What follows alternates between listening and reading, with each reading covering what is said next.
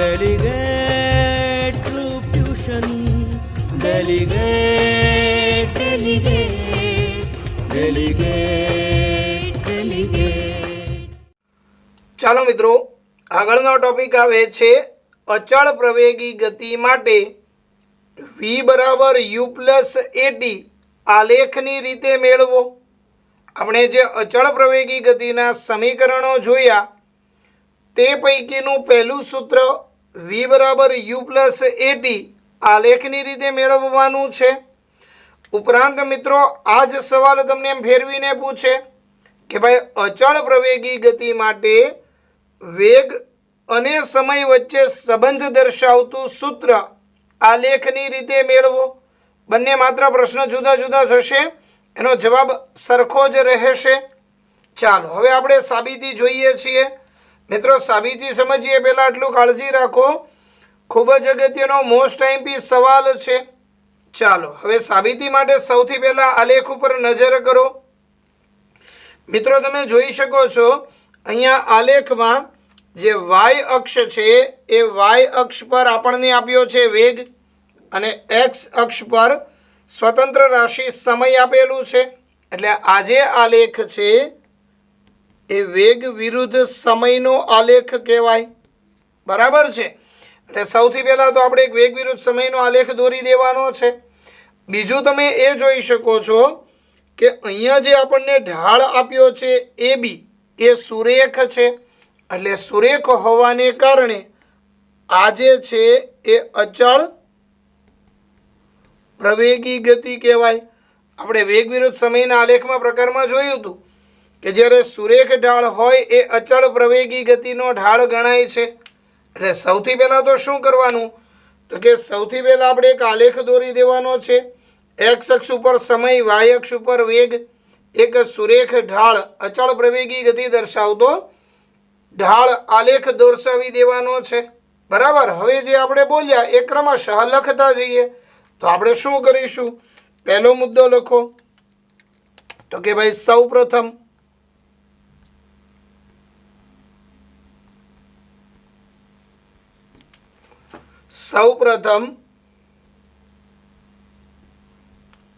અચળ પ્રવેગી ગતિ માટે વેગ વિરુદ્ધ સમયનો આલેખ દોરો. ચાલો આપણે વેગ વિરુદ્ધ સમયનો આલેખ દોરી નાખ્યો છે. કેવી રીતે દોરવાનું એ અગાઉ આપણે શીખી ગયા હતા. હવે જે મેં આલેખ દોર્યો ને મિત્રો, એમાં તમે ખાસ કાળજી રાખો. અહીંયા પ્રારંભિક સમય, પ્રારંભિક બિંદુ ઓ છે. બરાબર. ઓ સમયે જ્યારે તમે ગતિનું અવલોકન કરવાની શરૂઆત કરો છો ત્યારે એનો વેગ 0 નથી. આલેખ અહીંયાથી નથી, ઓ બિંદુથી નથી શરૂ થતો, એ બિંદુથી શરૂ થાય છે, આ જગ્યાએથી શરૂ થાય છે. એટલે એનો પ્રારંભિક વેગ 0 થશે નહીં. જ્યારે ગતિનું અવલોકન કરવાની શરૂઆત કરી એ સમયે એનો કોઈને કોઈ વેગ છે. એટલે પ્રારંભિક વેગ જે છે એ યુ ગણાશે. હવે જ્યારે ગતિનું અવલોકન કરવાની શરૂઆત કરી એ બિંદુ પાસે એનો વેગ છે યુ, જે ક્રમશઃ વધતો જાય છે અને વેગ વધતો વધતો બી બિંદુએ પહોંચે છે. ત્યાં તમે અવલોકન કરવાનું બંધ કરી દો છો. એટલે પ્રારંભિક વેગ જે યુ હતો, જે ક્રમશઃ વધી અને કેટલો થઈ જાય છે, તો કે ભાઈ વી જેટલો થાય છે. તો એને આપણે થિયરી સ્વરૂપે લખીએ તો શું લખાશે, તો કે ભાઈ ટી બરાબર 0 સમયે, કારણ કે સમય તો આપણે જ્યારે જોવાની શરૂઆત કરી આપણા માટે તો 0 ગણાય. એટલે ટી બરાબર 0 સમયે પ્રારંભિક વેગ કેટલો થઈ જશે યુ, અને ટી બરાબર ટી સમયે, કારણ કે અહીંયાથી ક્રમશઃ તમે આ સમય સુધી અવલોકન કર્યું. એટલે અહીંયા જે સમય આવ્યો એ કયો આવ્યો, ટી. અહીંયાથી અવલોકન કરવાનું શરૂ કર્યું ને અહીંયા પૂરું કર્યું.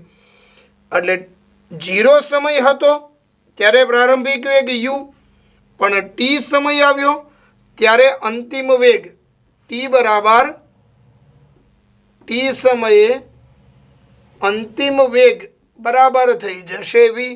મિત્રો આ ખાસ કાળજી રાખો, આપણે દરેક સૂત્રમાં આ વસ્તુ કોમન આવશે કે ટી બરાબર 0 સમયે પ્રારંભિક વેગ યુ અને ટી બરાબર ટી સમયે અંતિમ વેગ થઈ જશે વી. બરાબર, પ્રારંભિક વેગ જે ક્રમશઃ વધતા વધતા વી જેટલો પહોંચે છે. બરાબર છે. ચાલો, હવે આપણે આલેખની રીતે સૂત્રને સાબિત કરવું હોય તો આલેખને થોડોક વિગતવાર દર્શાવવો પડે.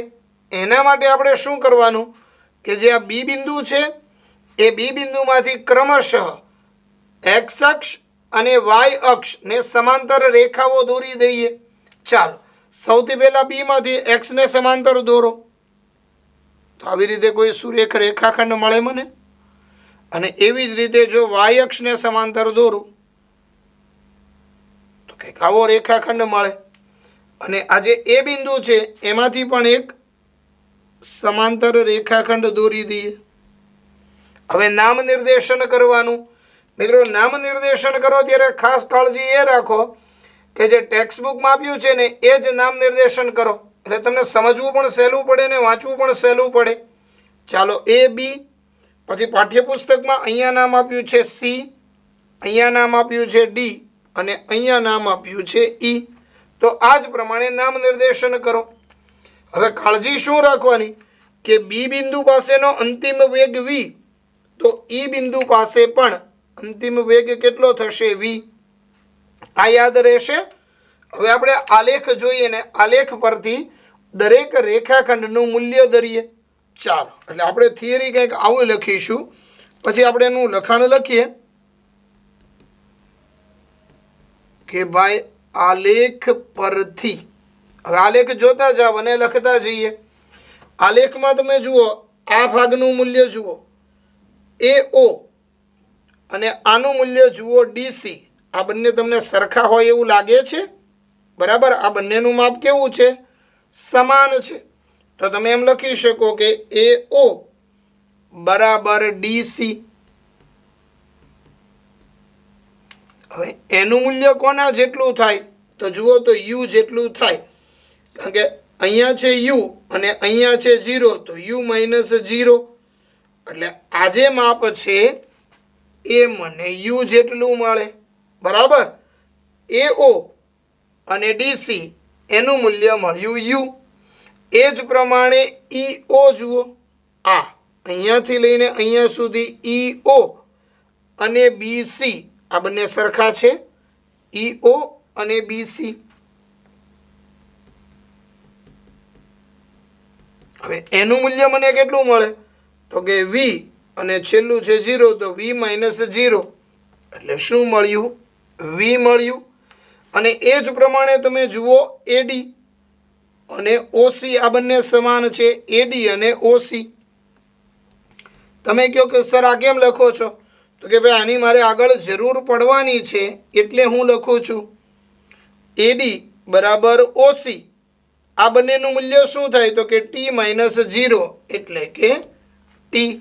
બરાબર છે ને મિત્રો? જો ગોખતા નહીં, જરૂર પડે તો વિડીયો 2 થી 3 વખત જોઈને સમજી લેજો. જો તમે ગોખશો તો ભૂલી જશો. બરાબર, આટલી વસ્તુ એક વખત રિવાઇઝ કરાવું. એટલા માટે રિવાઇઝ કરાવું છું કે આપણે અચળ પ્રવેગી ગતિના જે 3 સમીકરણ સાબિત કરીશું એ 3 સમીકરણમાં આ વસ્તુનો ઉપયોગ આવશે જ. બરાબર, એટલે આટલું તો કોમન 3 વખતે આવવાનું છે. શું કર્યું આપણે? સૌથી પહેલાં તો અચળ પ્રવેગી ગતિ માટે વેગ વિરુદ્ધ સમયનો આલેખ દોર્યો. એનો પ્રારંભિક વેગ યુ, ટી બરાબર 0 સમયે પ્રારંભિક વેગ મને મળ્યો યુ અને ટી બરાબર ટી સમયે અંતિમ વેગ મળ્યો વી. હવે આલેખ ઉપરથી આપણે નોટેશન લખ્યા એ ઓ બરાબર ડીસી એનું મૂલ્ય યુ, ઈ ઓ બરાબર બીસી એનું મૂલ્ય મળ્યું વી અને એ જ પ્રમાણે એડી બરાબર ઓસી એનું મૂલ્ય ટી. આટલું ખાસ યાદ રાખજો, કારણ કે 3 સમીકરણમાં આનો ઉપયોગ આવવાનો છે. હવે બીજું મારે શું જોઈશે? હું જે જોઈએ ને એ ક્રમશઃ મેળવતો જાઉં છું. હવે મારે જોઈશે માની લો પ્રવેગ. મિત્રો પ્રવેગનું સૂત્ર યાદ છે? તમે અગાઉ ભણ્યા હતા કે પ્રવેગ બરાબર શું? તો કે ભાઈ વેગમાં થતો ફેરફાર એના છેદમાં સમય. પ્રવેગનું સૂત્ર કંઈક આવું હતું કે વેગમાં થતો ફેરફાર એના છેદમાં સમય. હવે પ્રવેગને અંગ્રેજીમાં એક્સેલરેશન એ કહેવાય. હવે વેગમાં થતો ફેરફાર આલેખમાં જુઓ મિત્રો, વેગ કેટલો હતો? યુ થી વધીને ક્યાં પહોંચ્યો? બી. એટલે આટલો ડિફરન્ટ આવ્યું. એનું લંબ અંતર શું થાય? બીડી થાય. આ ત્રાંસુ અંતર ન મપાય, આપણે લંબ અંતર માપવાનું. એટલે પ્રારંભિક વેગ જે યુ હતો એનાથી વધીને વી થયો. એટલે આ બીડી એ આપણો વેગમાં થતો ફેરફાર. એટલે વેગમાં થતો ફેરફાર આપણે લઈ લેશું બીડી. અને છેદમાં સમય. સમયનું મૂલ્ય મને શું મળ્યું હતું? તો કે ભાઈ ટી. એ બરાબર બીડી અપોન ટી. હવે અહીંયા મારે જરૂર પડશે બીડીની. તો બીડીને સૂત્રનો કરતા બનાવું તો બીડી બરાબર એટી. આજે મળે છે એને હું ધારી લઉં છું સમીકરણ નંબર 1. ચાલો આટલું યાદ રહી ગયું મિત્રો? બરાબર છે. હવે એનાથી આગળ જોઈએ કે માની લો મારે મૂલ્ય જોઈએ છીએ BC. કોનું મૂલ્ય જોઈએ છીએ? BC. હવે ફાઇનલ છેલ્લું પદ આવે છે, યાદ રાખજો, BC. હવે આ જો BC નું મૂલ્ય મેળવવું હોય તો આલેખ ઉપરથી મેળવો. BC બરાબર શું મળે? તો કે ભાઈ BD અને DC આ બંનેનો સરવાળો કરો. આ બે રેખાખંડનો સરવાળો કરો એટલે આખું BC મળે. એટલે BC બરાબર શું મળ્યું? તો કે ભાઈ BD પ્લસ DC. ચાલો હવે એક પછી એક જે મૂલ્ય આપણને મળ્યા છે ને એની કિંમત લખતા જઈએ. ચાલો BC. BC ની કિંમત શું છે મિત્રો? જુઓ તો અહીંયા મને મળી હશે BC. BC ની કિંમત શું મળેલી છે? V. પછી BD. તો BD ની કિંમત મને અહીંયા શું મળેલી છે? 80. અને DC. DC ની કિંમત મને શું મળેલી છે? U. ચાલો હવે આને નાને થોડોક ફેરફાર કરો. 80 પ્લસ U કે U પ્લસ 80 બંને સમાન થયું. તો આમ લખી શકાય V બરાબર U પ્લસ 80. જુઓ તો આપણને જે સમીકરણ માંગ્યું હતું એ મળી ગયું. V બરાબર U પ્લસ 80 માંગેલું સમીકરણ મળી ગયું. હવે એક સ્ટેટમેન્ટ એમાં લખી નાખવાનું,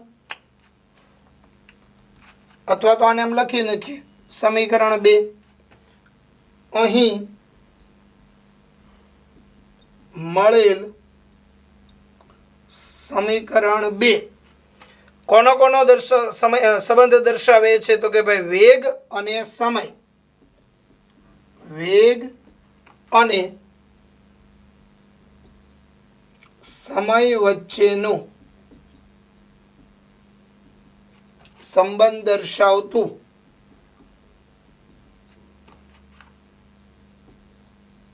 અચળ પ્રવેગી ગતિ માટેનું સમીકરણ છે. બરાબર મિત્રો? જરૂર લાગે તો 2 થી 3 વખત વિડીયોને જુઓ અને એક વખત જોયા વગર લખી લો એટલે તમને પરફેક્ટ આવડી જશે. હવે આગળનું સમીકરણ સાબિત કરવા માટે થોડીક હિન્ટ આપી દઉં. આ આલેખ જે એઝ ઇટ ઇઝ આવશે, આ થિયરી પણ એ જ પ્રમાણે આવશે. અહીંયા સુધીની મિત્રો ખાસ કાળજી રાખો, અહીંયા સુધીની થિયરી એક સરખી આવવાની છે. અંતમાં જ થોડો ઘણો માઇનોર ચેન્જીસ આવશે. એટલે આગળના સમીકરણમાં આ આપણને યાદ હોવું જોઈએ. ચાલો મિત્રો આગળનું નેક્સ્ટ બીજું સમીકરણ આવે છે કે ભાઈ અચળ પ્રવેગી ગતિ માટે S બરાબર ut પ્લસ 1/2 at² આલેખની રીતે મેળવો. એટલે કે ભાઈ અચળ પ્રવેગી ગતિનું બીજું સમીકરણ આલેખની રીતે સાબિત કરવાનું છે. જેને ફેરવીને એમ પણ પૂછે કે ભાઈ અચળ પ્રવેગી ગતિ માટે અંતર અને સમય વચ્ચેનો સંબંધ દર્શાવતું સૂત્ર આલેખની રીતે મેળવો. બંનેના જવાબ સમાન જ થશે. હવે આપણે અગાઉના મેં સૂત્ર વખતે જ્યારે સમજાવ્યું કે ભાઈ શરૂઆતનો આલેખ અને થિયરી ગણતરી કોમન આવે છે, બરાબર, જે અહીંયા ઓલરેડી તમે સમજી ચૂક્યા છો, એને એક વખત ઝડપથી આપણે એની નજર ફેરવી લઈએ. હવે સૌથી પહેલાં આપણે શું કર્યું હતું તો કે ભાઈ એક આલેખ દોર્યો હતો, વેગ વિરુદ્ધ સમયનો આલેખ દોરવાનો. સ્વતંત્ર રાશિ સમય એક્સ અક્ષ ઉપર અને વેગ વાય અક્ષ ઉપર.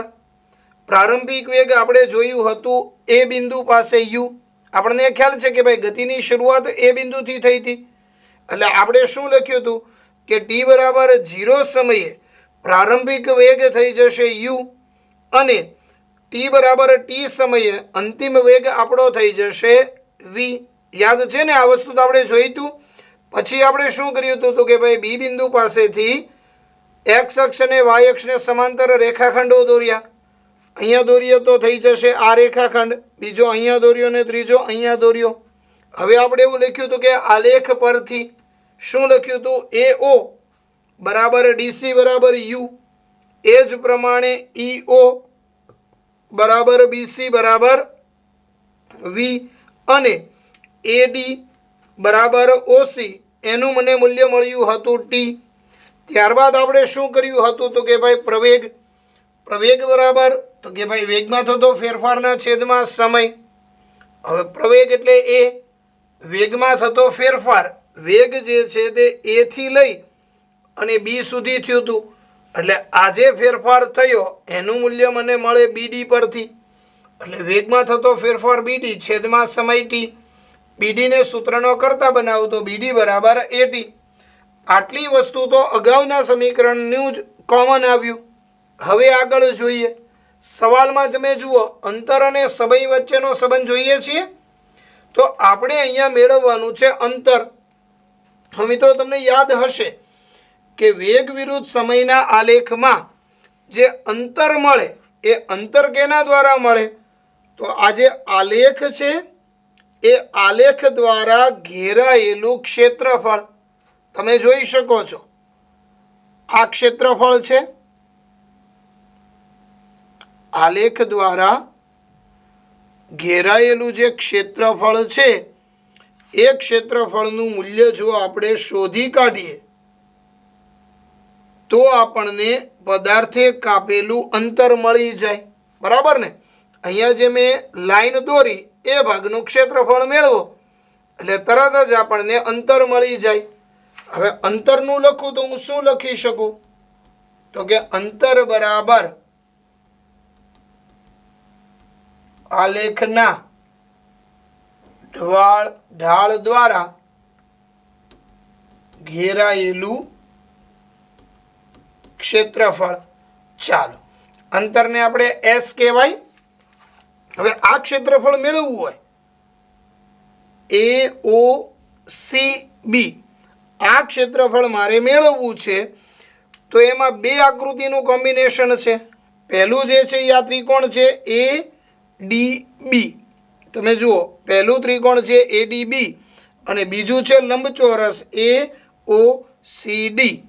આ ત્રિકોણ અને આ લંબચોરસ બંનેનો સરવાળો કરો એટલે કુલ ક્ષેત્રફળ મળે. તો શું લખવાનું, આલેખના ઢાળ દ્વારા ઘેરાયેલું ક્ષેત્રફળ. તેમાં પહેલાં લખશું ત્રિકોણ એ ડી બી અથવા તો એબીડી પણ લખાય. ત્રિકોણ એબીડીનું ક્ષેત્રફળ વત્તા લંબચોરસ એ ઓ સી ડી, લંબચોરસ ઓ એ ડી સી નું ક્ષેત્રફળ. ચાલો ત્રિકોણના ક્ષેત્રફળનું સૂત્ર યાદ છે આપણને, 1/2 પાયો ગુણ્યા વેધ પ્લસ લંબચોરસના ક્ષેત્રફળનું સૂત્ર શું છે તો કે ભાઈ લંબાઈ ગુણ્યા પહોળાઈ. આ બે ઓલરેડી આપણને આવડે છે. ચાલો 1/2 એમનેમ રહેશે. હવે આ જે ત્રિકોણ એબીડી છે એનો પાયો શું થશે તો કે ભાઈ એડી.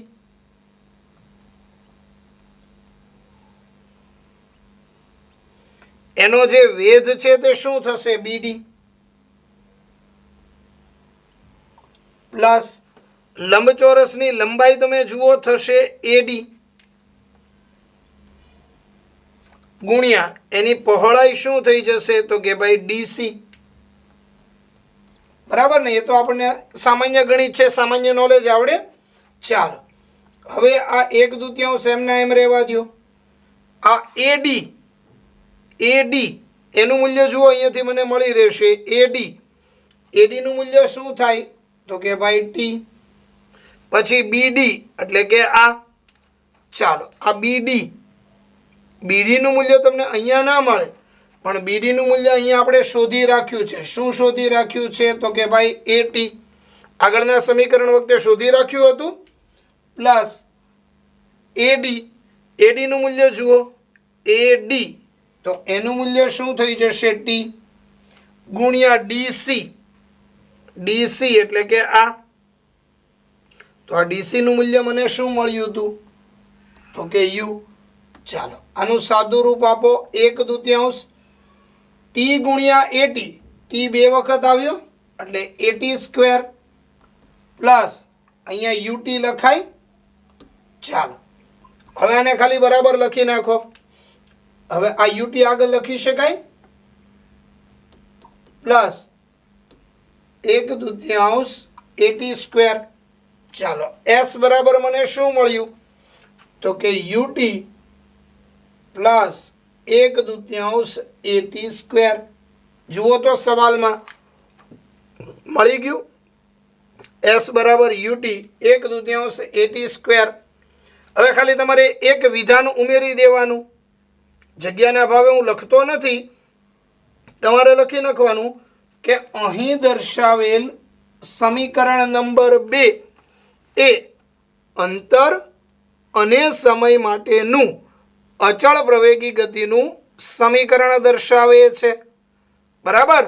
અને આ સૂત્રને બરાબર પાકું કરવા માટે જરૂર પડે તો વિડીયો 2 કે 3 વખત જોઈ, એક વખત જોયા વગર લખી નાખો. ચાલો મિત્રો, હવે આપણે અચળ પ્રવેગી ગતિ માટેનું અંતિમ અને છેલ્લું સૂત્ર સાબિત કરીએ. અંતિમ સૂત્ર છે 2as બરાબર v² માઇનસ u². આ જે સમીકરણ છે તે અંતર અને વેગ વચ્ચેનો સંબંધ દર્શાવે છે. એટલે આપણને સવાલ કંઈક આવો પૂછાય કે ભાઈ અચળ પ્રવેગી ગતિ માટે અંતર અને વેગ વચ્ચેનો સંબંધ દર્શાવતું સૂત્ર આલેખની રીતે મેળવો. હવે આ સૂત્ર સાબિત કરવા માટે પણ આપણે જે અગાઉના 2 સૂત્રો સાબિત કર્યા એ પ્રમાણેનો પ્રારંભિક આલેખ અને થિયરી આવશે, જેને ઝડપથી એક વખત નજર ફેરવી લઈએ. સૌથી પહેલાં આપણે શું કરીશું? વેગ વિરુદ્ધ સમયનો આલેખ દોરીશું. એક્સ અક્ષ પર સ્વતંત્ર રાશિ સમય અને વાય અક્ષ પર પરતંત્ર રાશિ વેગ. હવે આપણે આલેખ દોરીએ. આલેખનો ઢાળ જે છે તે એ બિંદુથી શરૂ કરવાનો છે, એટલે એનો પ્રારંભિક વેગ ક્યારેય શૂન્ય નથી. જ્યારે આપણે ગતિનું અવલોકન શરૂ કર્યું ત્યારે એનો પ્રારંભિક વેગ છે યુ. એટલે આપણે શું લખ્યું હતું તો કે ભાઈ ડી બરાબર 0 સમયે પ્રારંભિક વેગ યુ અને ટી બરાબર ટી સમયે એનો જે વેગ એ ક્રમશઃ વધીને શું થઈ જશે વી. એટલે ટી બરાબર ટી સમયે અંતિમ વેગ વી. હવે આલેખની રીતે સાબિત કરવા માટે જે બી બિંદુ છે એમાંથી એક્સ અને વાય અક્ષને સમાંતર રેખાખંડો દોરો. બીમાંથી પહેલો રેખાખંડ દોરો BE. બરાબર? જે અહીંયા ઈ બિંદુ જે છે તે અંતિમ વેગ વી દર્શાવે છે. વાય અક્ષને સમાંતર દોરો રેખાખંડ BC જે સમય ટી દર્શાવે છે. એમાંથી સમાંતર રેખાખંડ દોરો AD. હવે દરેકના મૂલ્યોની ચર્ચા કરી લઈએ. આપણને ખ્યાલ છે AO બરાબર DC, એનું મૂલ્ય મળે છે યુ. u-0 એટલે યુ મળે. એ જ પ્રમાણે EO એના બરાબર BC, એનું મૂલ્ય મળે વી, કારણ કે v-0 કહેવાય. અને એન્ડમાં આવે છે AD, એના બરાબર OC અને એનું મૂલ્ય t-0. હવે આ થિયરી તો ત્રણેયમાં કોમન જ આવી. હવે આગળ જોઈએ. આપણને શું માગ્યું છે? અંતર અને વેગ વચ્ચેનો સંબંધ. એટલે આમાં પણ આપણે અંતર જ શોધવાનું છે. તો અંતર વિશે આપણને ઓલરેડી ખ્યાલ છે. અંતર કેવી રીતે મળે? તો આલેખ દ્વારા ઘેરાયેલા ઢાળનું જે આલેખનો જે ઢાળ છે એના દ્વારા ઘેરાયેલું ક્ષેત્રફળ આપણે લખીએ અંતર. તો કે ભાઈ આલેખના ઢાળ દ્વારા ઘેરાયેલું ક્ષેત્રફળ. તો તમે કહેશો ભાઈ ક્ષેત્રફળ તો આપણે હમણાં જ મેળવ્યું, શું એ જ સમીકરણ મળશે? ના, થોડુંક ડિફરન્ટ આવશે. હવે આલેખના ઢાળ દ્વારા ઘેરાયેલું ક્ષેત્રફળ એટલે તમે જુઓ કયું થયું, અહીંયાથી શરૂ કરો AOCB એટલે આ પોર્શન જે મેં લાઈન કરેલો ભાગ છે એ જ પોર્શન, પણ એને આપણે ત્રિકોણ અને લંબચોરસ જોવાના બદલે એક સમગ્ર આકૃતિ જોઈએ. તો તમે વિચાર કરો, આખી સમગ્ર જ આકૃતિ છે એવો વિચાર કરો. તો આખી જે સમગ્ર આકૃતિ થઈ એ સમગ્ર આકૃતિને તમે સમલંબ ચતુષ્કોણ કહી શકો. જુઓ આના ઉપર નજર કરો, હું ડાર્ક કરું છું લાઈન. આ જે પોર્શન મને મળ્યો ને એ સમલંબ ચતુષ્કોણ મળ્યો. આપણે ગણિતની અંદર સમલંબ ચતુષ્કોણ ભણી ચૂક્યા હોઈએ, યાદ કરો. સમલંબ ચતુષ્કોણ એટલે કેવો ચતુષ્કોણ? તો કે જેની પરસ્પર બે બાજુ સમાંતર હોય. તમે જુઓ બે બાજુ સમાંતર છે, AO અને BC આ બે બાજુ સમાંતર છે, અને બે બાજુ સમાંતર નથી તો એને સમલંબ ચતુષ્કોણ કહેવાય. એટલે આને છે તમે સમલંબ ચતુષ્કોણ કહી શકો. એ સમલંબ ચતુષ્કોણનું ક્ષેત્રફળ મેળવવાનું છે. હવે આલેખના ઢાળ દ્વારા ઘેરાયેલું ક્ષેત્રફળ, તો એ કયો સમલંબ ચતુષ્કોણ છે? લખવાનું સમલંબ ચતુષ્કોણ કયો છે? અહીંયાથી આપણે શરૂ કરીએ AOCB. AOCB નું ક્ષેત્રફળ. આની અગાઉના ટોપિકમાં આપણે શું કર્યું હતું? ત્રિકોણ અને લંબચોરસ. અહીંયા થોડુંક ફેરવ્યું. હવે સમલંબ ચતુષ્કોણના ક્ષેત્રફળનું સૂત્ર આપણને પાછું યાદ હોવું જોઈએ. તો એ સૂત્ર શું છે? તો કે ભાઈ સૌથી પહેલા લેવાનું 1/2. આ ગણિતમાં તમારે આવી ગયું છે પણ નો યાદ હોય તો સમજાવ કે સમલંબ ચતુષ્કોણનું ક્ષેત્રફળ 1/2 ગુણ્યા આ જે બે બાજુ છે, બે સમાંતર બાજુ વચ્ચેનું અંતર, પહેલી બાજુ અને આ બીજી બાજુ એની વચ્ચેનું અંતર કયું છે? OC. બરાબર છે. તો 1/2 એને ગુણ્યા OC કરવાનું. બરાબર.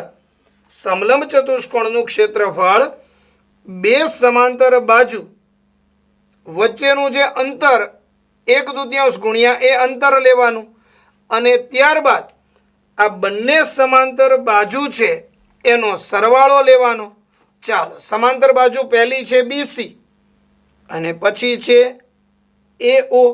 આ બંનેનો સરવાળો કરી નાખો એટલે કે ભાઈ BC પ્લસ AO. ચાલો, હવે ખાલી કિંમત મૂકીને સાદું રૂપ આપો એટલે આપણો જવાબ આવી જશે. ચાલો, 1/2 એમનેમ રહેવા દો. OC. ચાલો, OC નું મૂલ્ય છે આપણી પાસે તો કે ભાઈ T, એટલે 1/2 ગુણ્યા T. ચાલો, હવે અહીંયા અંતર S છે તો લઈ જ લેવાનું હો. ચાલો, BC.